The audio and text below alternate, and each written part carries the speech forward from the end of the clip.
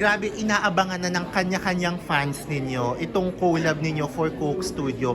What can we expect from this collaboration between Junella and of course Alex?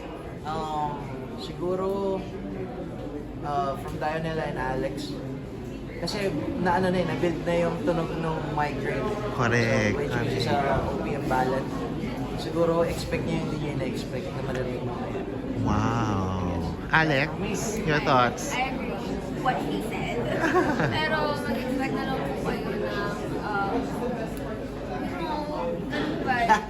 Ganun lang. Hindi siya describable right now. Correct. So, mapakita ko na lang. Anong masasabi ninyo na given this platform, nagkakaroon ng chance yung mga artists like you to collaborate given the different genre na meron kayo? Of course, Dionella, we've known you as hip-hop.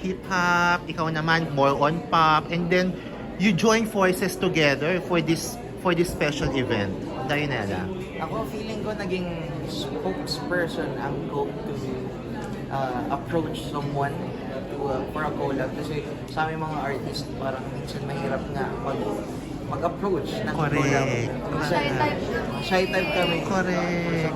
You know, ayun lang, parang si Coke na yung nag-decide na, oy, parang bagay kayo dito sa track.